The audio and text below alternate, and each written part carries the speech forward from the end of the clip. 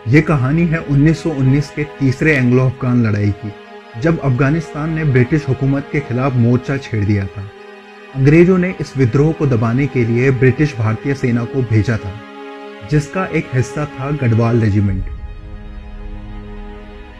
सेना को विभिन्न टुकड़ियों में बांटकर अलग अलग दिशाओं में भेजा गया और सभी टुकड़ियों को आगे जाकर एक स्थान पर मिलने को कहा। लेकिन चित्राल अफगानिस्तान सीमा में तैनात गढ़वाल राइफल की एक टुकड़ी अपना रास्ता भटक गई। टुकड़ी के पास जब तक राशन था तब तक इनका गुजर बसर चलता रहा, लेकिन एक समय बाद राशन खत्म होते ही वो भूख प्यास से तड़पने लगे। दुश्मनों से बचकर वो अफगानिस्तान के बीहड़ और घने जंगलों में भटक रहे थे।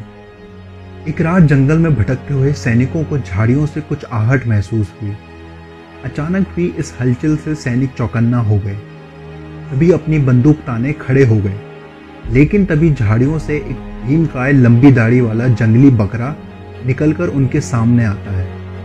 विशाल शरीर वाले इस बकरे को देखकर कई दिनों से भूखे सैनिकों ने उसे अपने खाने बनाने का फैसला लिया।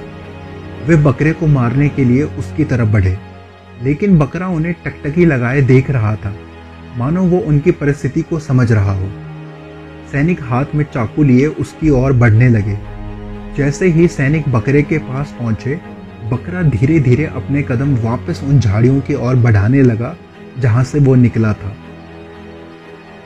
सैनिक उसका पीछा करते करते एक बड़े मैदान में जा पहुंचे, जहां बकरा रुककर अपने पैरों से मिट्टी हटाने लगा। बकरे की यह हरकत देखकर वे हैरान हो गए। बकरा लगातार पैरों से मिट्टी खोदे जा रहा था। थोड़ी ही देर में जमीन में दबे आलू नजर आने लगे। ये देख कई दिनों से भूखे सैनिक खुश हो गए और वे भी मिट्टी खोदने में जुट गए। कुछ समय बाद उन्हें वहां से ढेर सारे आलू इकट्ठा किए। दरअसल बकरा जिस मैदान पर मिट्टी खोद रहा था वो एक आलू का बड़ा खेत था।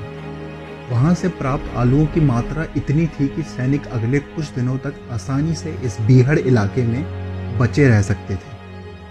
अगर उस समय सैनिक बकरे को अपना भोजन बना लेते तो शायद उनका एक वक्त का काम चल जाता, लेकिन उनके लिए आगे गुजर बसर करना मुश्किल हो जाता। इस रात सैनिकों ने बकरे को छोड़ आलूओं को भुनकर भरपेट खाया और अपनी भूख मिटाई।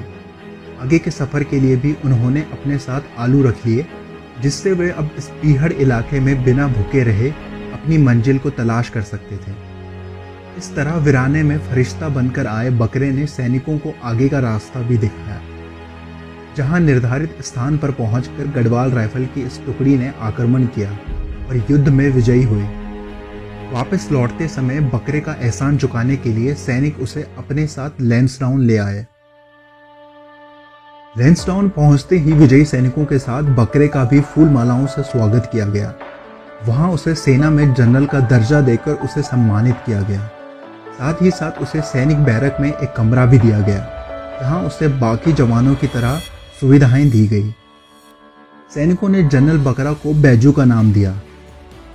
जनरल बकरा को बिना कोई पाबंदी के पूरे लैंसडाउन शहर में कहीं भी आने जाने की आज़ादी थी। अगर वह बाजार में कोई चीज खाने भी लगता तो कोई उसे रोकता नहीं था, बल्कि दुकानदार उसका बिल बनाकर सेना को दे आते, जहां उनका भुगतान हो जाता। यदि आप किताबों में जनरल बकरा का जिक्र ढूंढे तो आपको यह इतिहासकार डॉक्टर रणवीर सिंह चौहान की एक पुस्तक लैंसडाउन सभ्यता और संस्कृति व साहित्यकार योगेश पांथरी की पुस्तक कालू डांडा से लैंसडाउन में ज़रूर मिलेगा। अगर आपको जनरल बकरा की यह कहानी पसंद आई तो इस वीडियो को शेयर कर लोगों तक पहुंचाएं।